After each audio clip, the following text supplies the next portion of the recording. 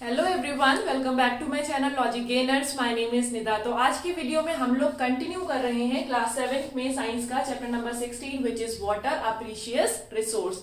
Last वाली जो हमारी वीडियो थी हम लोगों ने उसमें ये चीज देखी थी कि वाटर टेबल क्या होता है, एक्विफर क्या होता है, इनफिल्ट्रेशन क्या होता है, ये सारे टर्म्स के बारे में समझा था।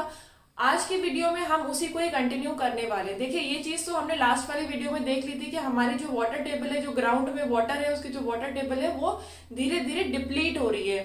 ठीक है, मतलब ग्राउंड का जो पानी है वो धीरे धीरे नीचे जाता जा रहा है, उसका लेवल। तो उसके लिए हमें क्या करना होगा? उसके लिए हमें वाटर का मैनेजमेंट करना होगा, ताकि जो हम वाटर ड्रॉ कर रहे हैं ग्राउंड से, उसकी जो क्वांटिटी है वो ज्यादा ना हो जितना कि हम रिचार्ज कर रहे हैं वाटर को, जो भी सॉइल है उसके अंदर। तो अगर ऐसा हो गया तो वाटर का मैनेजमेंट बहुत ही अच्छे से हो पाएगा।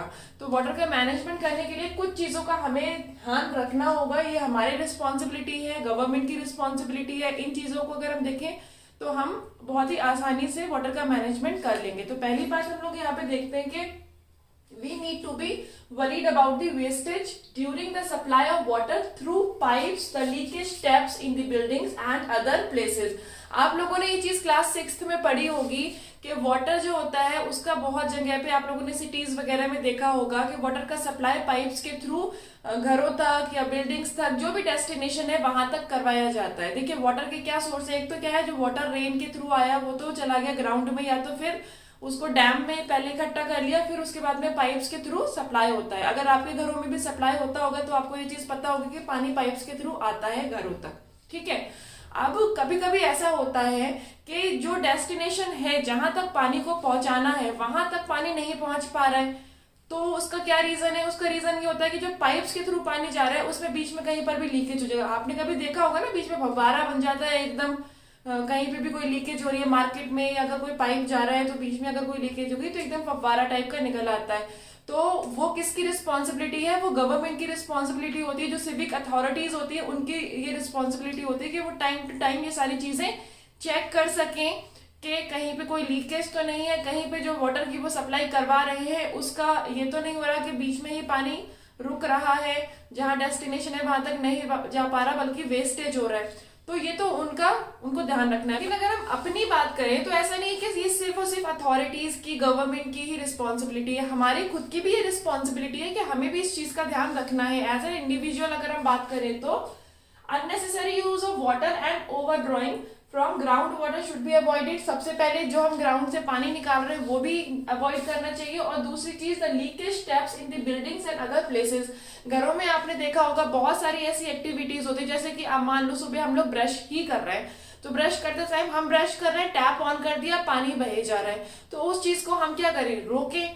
भाई, टैप को अब ऑफ करो उस टाइम के लिए जब आपको ब्रश कर रहे हो, उस ड्यूरेशन में वो टैप ऑन है, वाटर फ्लो हो रहा है, तो वेस्टेज ही है ना उसका। इसके अलावा अगर हम फ्लोर है वो डेली वॉश करने के बजाय मॉपिंग करें उसकी, तो वो ज्यादा बेटर है। कार या व्हीकल जो भी हमारा, हम अगर उसको धो रहे हैं, वॉश कर रहे हैं, तो हम वहां पे पाइप के बजाय अगर हम उसको बकेट यूज करेंगे तो वहां पर हमारा पानी कम यूज होगा। तो ये क्या है ना कि अपने आप में खुद दिमाग लगाना पड़ेगा कि हम कहाँ पर पानी को सेव कर सकते हैं। ये हम सबकी रिस्पॉन्सिबिलिटी है। किसी एक को हम लोग ये चीज नहीं कह सकते कि भाई ये इसकी रिस्पॉन्सिबिलिटी है या उसकी रिस्पॉन्सिबिलिटी है, हम सब उसमें ही आते हैं, है ना।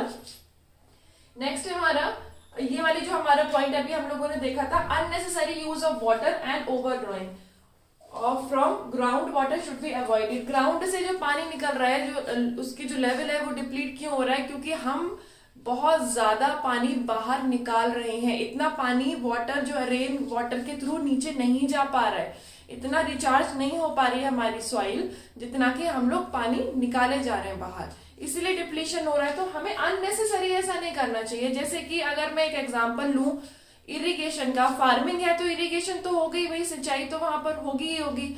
लेकिन अगर वहां पर कुछ ऐसे मैनेजमेंट कर दिया जाए कि वहां पर कम पानी यूज हो, जैसे कि आजकल आप लोगों ने सुना होगा स्प्रिंकलर सिस्टम आता है, पार्क वगैरह में आप गए होंगे तो स्प्रिंकलर सिस्टम होता है, तो वहां पर स्प्रिंकल पानी होता रहता है ना, खुद ब खुद। लेकिन उससे भी एक बहुत ही अच्छा एक मैनेजमेंट होता है जिसको हम बोलते हैं ड्रिप इरिगेशन सिस्टम। तो ड्रिप इरिगेशन सिस्टम में क्या होता है कि जो डायरेक्टली रूट्स होती है ना प्लांट्स की, उसमें एक तरीके से ड्रिप लगा दी जाती है पानी की और बूंद बूंद करके वहां पर पानी जाता है। उससे क्या होता है कि जो पानी हम ऊपर से फेंकेंगे, सपोज मैं ऊपर से पानी डाल रही हूँ तो थोड़ा पानी तो इवेपोरेट होकर के ऊपर चला जाएगा, कुछ अननेसेसरी इधर उधर चला जाएगा, बट जो मेन रूट को चाहिए पानी वो तो पूरा नहीं मिल पा रहा है, 100% नहीं मिल पाएगा। बट अगर हम ड्रिप इरिगेशन में डायरेक्टली हम ड्रिप्स में ही मतलब उसके जो रूट्स है वहां पर पानी डालेंगे तो जितना पानी उसको चाहिए उतना हम वहां पर दे पाएंगे, कोई भी पानी वेस्ट नहीं होगा। तो इन थोड़ी थोड़ी चीजों का, जैसे फार्मर्स इन चीज का ध्यान रख रहे हैं, मैनेजमेंट कर रहे हैं, तो वहां पे भी हम पानी को इजीली बचा पाएंगे अगर हम सारे के सारे जो फील्ड्स है वहां पे इस टाइप के सिस्टम्स को यूज कर पाए। ठीक है, नेक्स्ट है हमारा यहाँ पर recharge of water to the ground should be increased. Ground में जो वाटर रिचार्ज हो रहा है, मतलब वाटर जा रहा है, उसकी क्वांटिटी हमें बढ़ानी है। उसकी क्वांटिटी हम कैसे बढ़ा सकते हैं कि जो सबसे पहले जो हम इतना ज्यादा बिल्डिंग्स बन रही हैं, कंक्रीट बन रहा है, मतलब कंक्रीट डाला जा रहा है, तो कंक्रीट की वजह से जो रोड्स बन रहे हैं, वो जो पक्के हाउसेस बन रहे हैं, उनकी वजह से जो ग्राउंड में सॉइल के अंदर पानी नहीं जा पा रहा है। तो उसको हम लोग इतना जितना हम कोशिश करें कि हम कर सकते हैं, अगर थोड़ा हम ओपन एरिया दे सकते हैं, खुला एरिया दे सकते हैं सॉइल वाला, तो वो हम कोशिश करें कि दे। अगर हम पॉसिबिलिटीज नहीं है तो हम एक चीज कर सकते हैं, वो ये कि रेन वाटर हार्वेस्टिंग। आप लोगों ने ये टॉपिक पढ़ा होगा क्लास 6 में, रेन वाटर हार्वेस्टिंग का। रेन वाटर हार्वेस्टिंग में क्या होता है कि ज्यादातर आप लोगों ने चीज देखी है कि जो रेन होती है तो ज्यादातर पानी वेस्ट हो जाता है हमारे छतों के थ्रू, जो ड्रेन्स होती हैं उनके थ्रू बाहर चला जाता है, पानी वेस्ट हो जाता है। सड़कों पे भी जो पानी होता है वो इधर उधर आसपास की जो नालियां होती हैं उसमें चला जाता है, यही होता है, सारा वेस्ट हो गया। तो जो पानी आ रहा है रेन के थ्रू, उसको हम लोग अगर सेव करें तो वही हो गया रेन वाटर हार्वेस्टिंग। तो सेविंग के थ्रू हम लोग, जैसे हमारी लेट्स सपोज छत पे पानी आया, तो हम क्या करें, उसको एक जगह इकट्ठा कर लें और उसको क्या वापस से हम रिचार्ज करने के लिए ग्राउंड में ही डाल दें। जैसे ऊपर से पाइप के थ्रू पानी आ रहा है तो हम कुछ ऐसा सिस्टम बना लें ताकि वो पाइप ग्राउंड में चला जाए और ग्राउंड में ही उसकी वो अंदर चला जाएगा तो रिचार्ज हो जाएगा सॉइल हमारा। तो इस तरीके से हम वाटर को यूज कर सकते हैं, जो रेन के थ्रू हमें मिल रहा है, रेन वाटर हार्वेस्टिंग कर सकते हैं, है ना।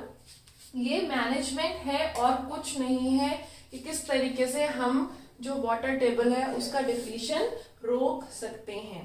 नेक्स्ट जो है इसमें क्वेश्चन है what role you can play. यही रोल है, रोल हमारा रोल क्या, हम लोग इसी तरीके से बचा सकते हैं कि भाई जो अभी मैंने जैसे बताया है कि हमारे घर में कोई लीकेज है तो सबसे पहले हम प्लम्बर को बुला करके वो लीकेज बंद करवाएं, मिनिमाइज जहाँ पे कर सकते हैं पानी वहां पर मिनिमाइज करें। पाइप के थ्रू अगर हम कोई भी पानी वगैरह डाल रहे हैं कहीं पर भी, कोई मतलब कोई वॉश कर रहे हैं व्हीकल, तो उसके अलावा हम लोग क्या कर सकते हैं, बकेट का यूज कर सकते हैं।